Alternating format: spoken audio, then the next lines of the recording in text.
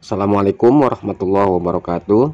Apa kabar sahabat semua? Kembali lagi bersama Gansa Education. Kita akan melanjutkan pembahasan soal P3K Guru PJOK SD SMP. Mari kita simak penjelasan berikut ini. Soal nomor 1. Proses pembelajaran melalui aktivitas jasmani dan direncanakan secara sistematik yang bertujuan untuk meningkatkan individu secara organik, neuromuskuler, perseptual, kognitif, sosial, dan emosional. Ini merupakan pengertian dari A. Pendidikan jasmani, B. Pendidikan olahraga, C. Pendidikan kesehatan, D. Pendidikan rekreasi, E. Pendidikan umum. Silakan teman-teman untuk menjawabnya terlebih dahulu.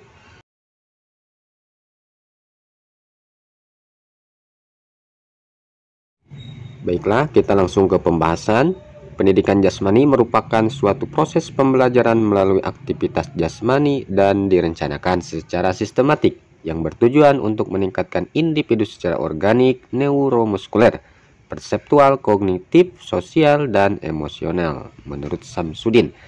Kemudian ada juga menurut para pakar yang lain bahwa pendidikan jasmani adalah suatu proses pendidikan yang unik dan paling sempurna dibanding dengan bidang studi lainnya. Karena melalui pendidikan jasmani, seorang guru dapat mengembangkan kemampuan setiap peserta didik tidak hanya pada aspek fisik dan psikomotorik semata, tetapi dapat dikembangkan pula aspek kognitif, afektif, dan sosial secara bersama-sama. Kemudian pendidikan jasmani merupakan proses pendidikan melalui aktivitas jasmani, permainan atau olahraga yang terpilih untuk mencapai tujuan pendidikan. Baik, kita kembali ke soal. Jika melihat dari ketiga pengertian atau penjelasan tersebut, maka jawaban yang tepat adalah A. Merupakan pengertian dari pendidikan jasmani. Berikutnya, soal nomor 2. Proses sistematik yang berupa segala kegiatan atau usaha yang dapat mendorong, mengembangkan, dan membina potensi-potensi jasmaniah dan rohaniah seseorang atau kelompok dalam bentuk permainan, perlombaan, atau pertandingan, dan kegiatan jasmani yang intensif untuk memperoleh rekreasi, kemenangan, dan prestasi puncak dalam rangka pembentukan manusia Indonesia seutuhnya yang berkualitas berdasarkan Pancasila. Hal ini merupakan pengertian dari A. Pendidikan jasmani, B. Olahraga, C. Kesehatan, D. Rekreasi, E. Prestasi.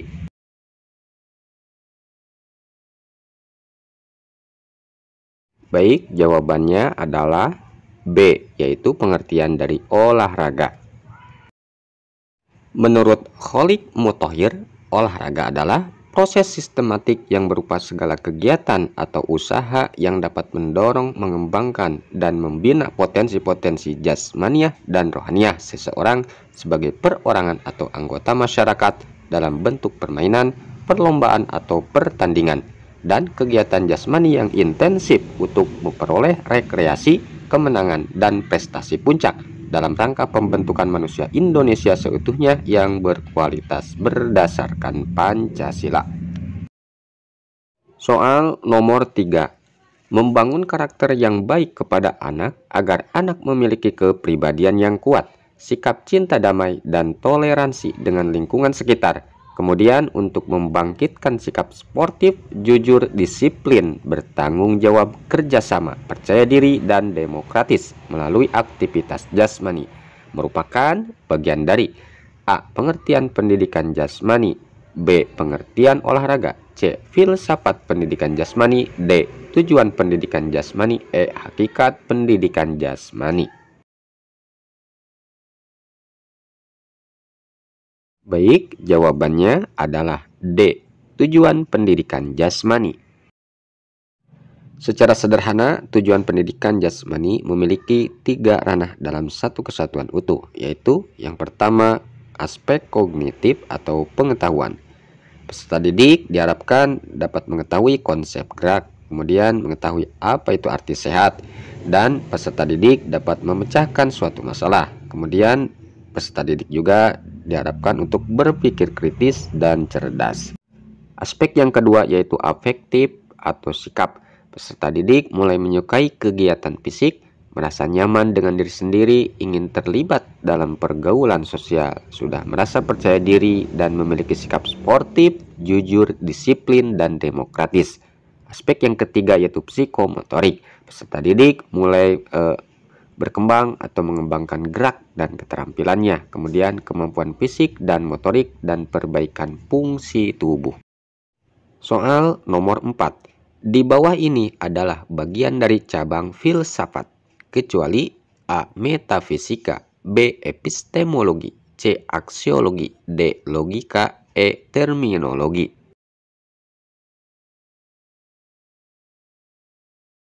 Secara umum, cabang filsafat itu ada 4. Yang pertama yaitu metafisika. Artinya mempelajari hakikat sesungguhnya dari sesuatu. Yang kedua, epistemologi, yaitu mempelajari hakikat atau teori dalam pengetahuan dan penguasaannya.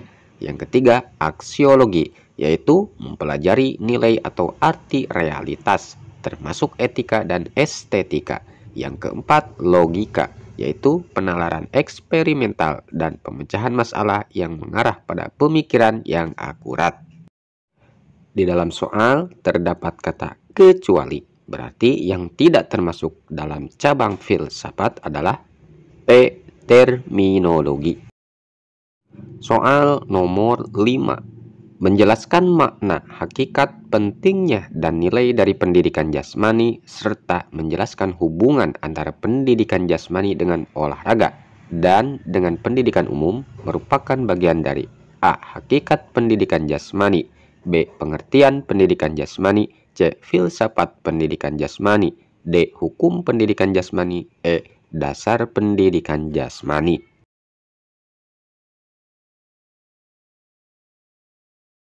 Baik, jawabannya adalah C. Filsafat pendidikan jasmani.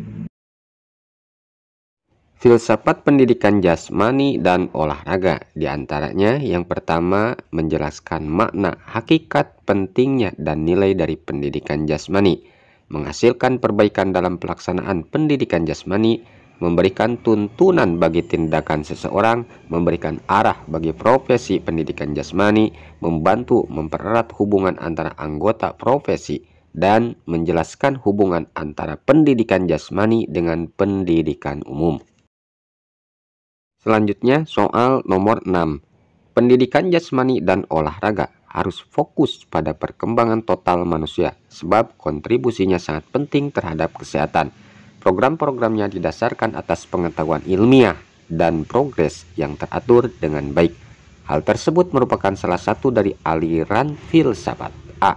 Idealisme pendidikan jasmani dan olahraga, B. Realisme pendidikan jasmani dan olahraga, C. Pragmatisme pendidikan jasmani dan olahraga, D. Naturalisme pendidikan jasmani dan olahraga, E. Eksistensialisme pendidikan jasmani dan olahraga.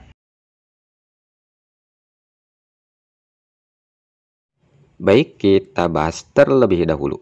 Di sini terdapat 5 aliran filsafat pendidikan jasmani dan olahraga. Yang pertama, idealisme adalah sebagai pusat kehidupan manusia. Contohnya, guru pendidikan jasmani sebagai model. Yang kedua, realisme adalah kebenaran dapat ditentukan dengan baik melalui metode ilmiah. Contoh, pengembangan pendidikan jasmani secara ilmiah. Yang ketiga, pragmatisme adalah pengalaman manusia dapat merubah konsep atau kenyataan. Contohnya, guru pendidikan jasmani sebagai motivator. Yang keempat, naturalisme adalah sesuatu yang pada dasarnya memiliki nilai yang aktual dan fisikal atau jasmani. Contohnya, pendidikan jasmani lebih menekankan manusia seutuhnya.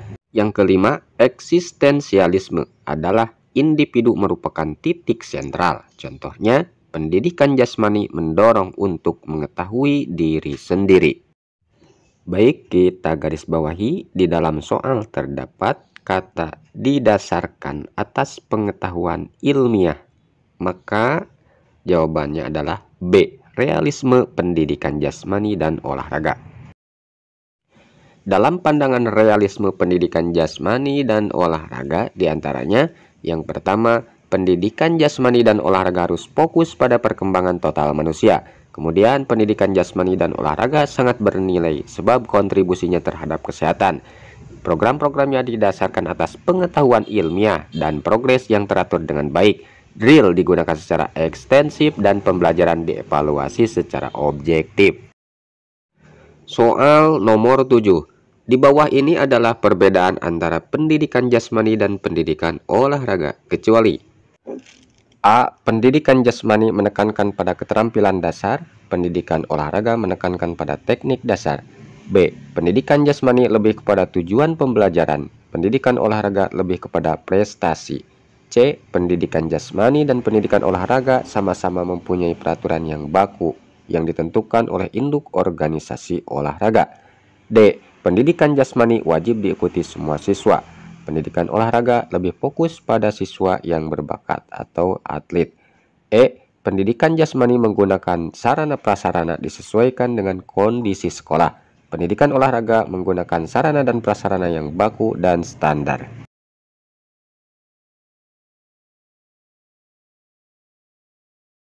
Kita perhatikan dalam tabel perbedaan pendidikan jasmani dan pendidikan olahraga. Yang pertama, dalam aspek tujuan, pendidikan jasmani itu untuk mencapai tujuan pembelajaran secara menyeluruh. Sedangkan pendidikan olahraga, pendidikan untuk mencapai suatu prestasi. Kemudian dalam aspek materi, pendidikan jasmani berpusat pada gerak dasar anak.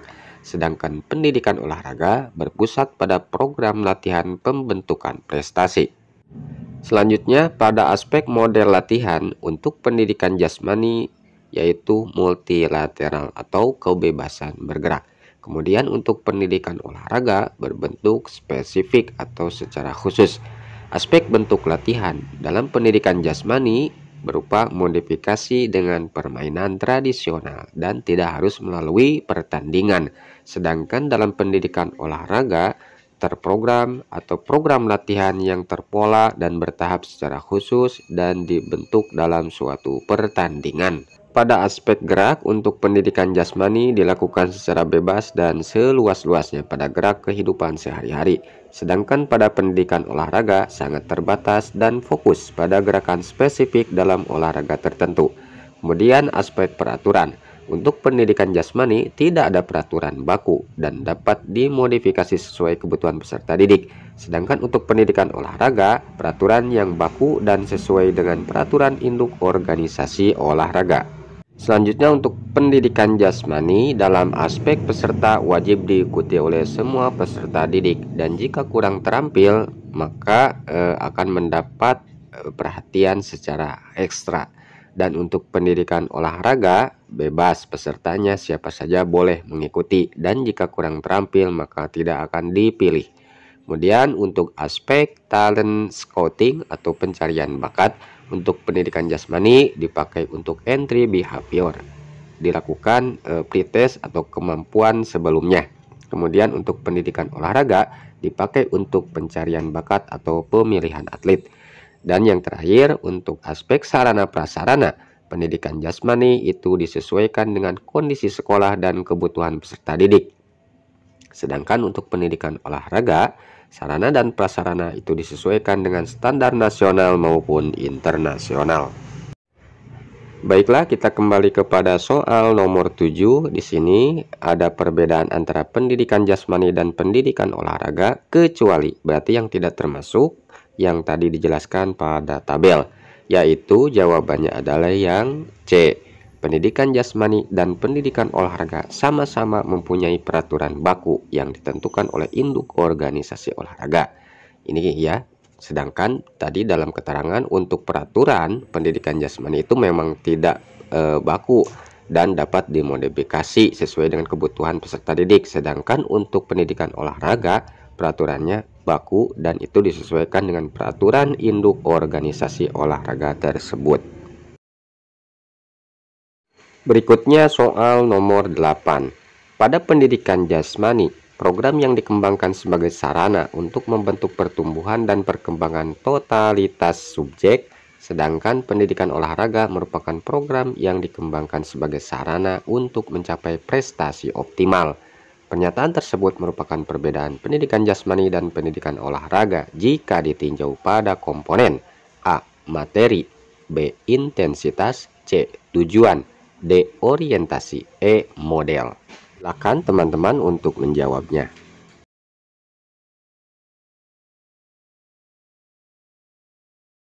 Soal nomor 9. Manfaat pendidikan jasmani di sekolah dasar sebagai pemenuhan kebutuhan akan gerak peserta didik. Sebagai guru, upaya yang dapat dilakukan adalah A. Mendesain pembelajaran melalui aktivitas jasmani agar kebutuhan gerak peserta didik terpenuhi.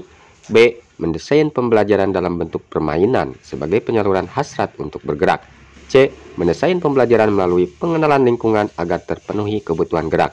D. Pembelajaran didesain upaya pemenuhan kebutuhan gerak peserta didik.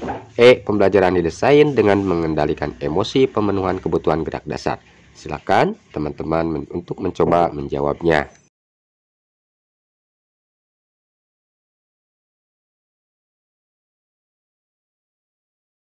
Berikutnya soal nomor 10. Salah satu tujuan pendidikan jasmani adalah mengembangkan nilai-nilai pribadi dan sikap diri sendiri melalui partisipasi dalam aktivitas jasmani, baik secara berkelompok maupun perorangan. Kondisi ideal yang bagaimana yang harus dimiliki peserta didik untuk mencapai tujuan pendidikan jasmani dalam pembelajaran PJOK?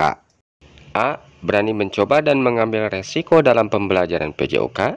B. Aktif bertanya tentang apa yang tidak diketahui dalam pembelajaran PJOK. C. Memiliki pengetahuan tentang keterampilan gerak dalam pembelajaran PJOK. D. Motivasi dan percaya diri tinggi dalam mengikuti pembelajaran PJOK. E. Aktif melakukan gerakan-gerakan yang menunjang pembelajaran PJOK.